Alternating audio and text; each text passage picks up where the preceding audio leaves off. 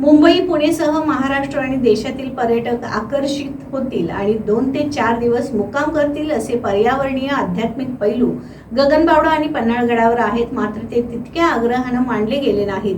ते नेमकेपणानं हेरून स्थानिक युवकांना रोजगार निर्माण होईल असं पर्यटन विकसित करणार असल्याचं गोकुळ संचालक अजित नरके यांनी टीव्ही नेक्स्ट मराठीशी बोलताना सांगितलं. जिल्हाधिकारी कार्यालयात आमदार चंद्रदीप नरके, जिल्हाधिकारी अमोल येडगेंसह यांच्यासह संबंधित अधिकारी यांच्या समवेत झालेल्या बैठकीनंतर अजित नरके यांनी हा संवाद साधला. पण गगनबावडा तालुक्यातला पर्यटन तालुका म्हणून आणि 2 डेज डेस्टिनेशन तिथे यावं पर्यटक यावेत, त्यामुळं एक आपण पर्यटनाच्या दृष्टीनं अहवाल तयार करायला लागले. पर्यटन संचालनालयानं गगनबावड्याचा अहवाल तयार करायला सांगितलं आहे. या ठिकाणी तो अहवाल करत असताना हा विषय निघाला होता की गगनबावडामध्ये रोपवे मंजूर झाला आहे.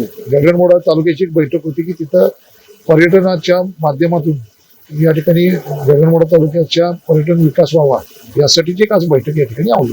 गगनबावड्याला तुम्ही जसं दांडेली एवढं प्राधान्य आहे तेवढंच सण आहे, म्हणजे आध्यात्मिक मोठा वारसा आहे, पाऊस प्रचंड मोठ्या प्रमाणात आहे, निसर्ग संपदा आहे आणि आतापर्यंत दुर्लक्ष झालेले सगळे पैलू आहेत ते तुम्ही या निमित्तानं पुण्याकडून स्थानिक रोजगार निर्माण होण्यासाठी काय. गगनबावडा हा निसर्गरम्य परिसर आहे तालुका.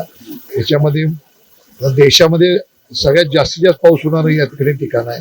गगनबावड्याच्या ऐतिहासिक काही लेण्या त्या ठिकाणी आहेत.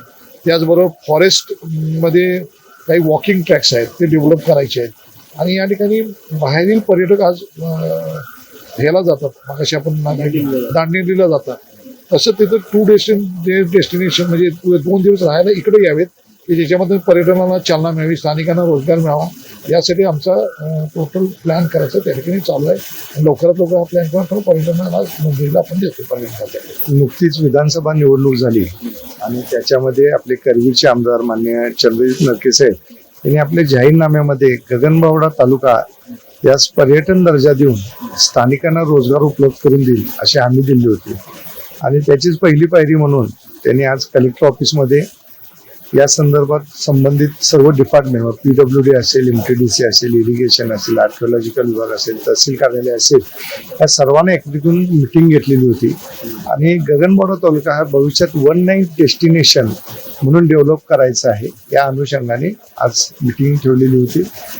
याच्यामध्ये हा गगनबावड्याचं जे प्रॉपर लोकेशन आहे ते अगदी चांदोलीपासनं दाजीपूरपर्यंतच्या सड्यावरचं एक अगदी प्राईम लोकेशनवर गगनबावड्याचं लोकेशन येतं आणि गोवा आणि मुंबई यांना जोडणारं शॉर्टेज डिस्टन्स हे कोल्हापूर गगनबावडा मार्गे जाते. त्यामुळे सर्व पर्यटक गोव्याला किंवा कोकणाला जाताना गगनबावडा मार्गे जाणं प्रेफर करतात आणि हे करत असताना गगनबावड्याचा रानमेवाची चव घ्यायची असते. गगनबावडा ती इतिहासकालीन पाऊला त्यांना पाहायचे असतात आणि तिथं असणाऱ्या पर्यटनाच्या संधी ते शोधत असतात.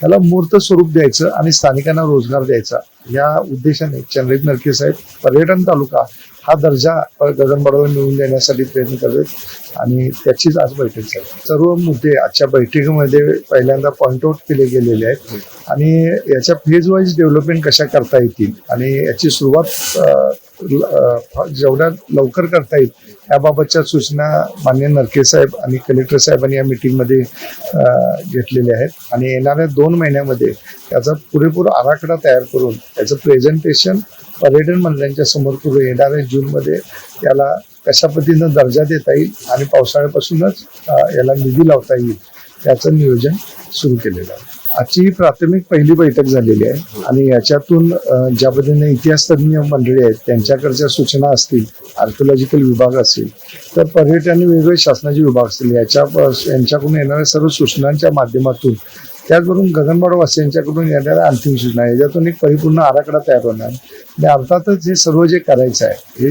ह्या तालुक्यामधून वेगवेगळ्या ठिकाणी जाणाऱ्या लोकांना ह्या ठिकाणी थांबण्यासाठीचा जो उद्देश आहे, त्याचबरोबर एक दुर्गम ठिकाण की जिथं रोजगाराची अजिबात कुठल्याही संधी नाही, तर स्थानिकांना मोठ्या प्रमाणात रोजगार द्यायचा असेल तर पर्यटन हाच एक मुख्य उद्देश गगनबावड्यात असू शकतो. हाच विषय डोळ्यासमोर ठेवून चंद्रदीप नरके साहेबांनी हा विषय पुढे लावून धरला.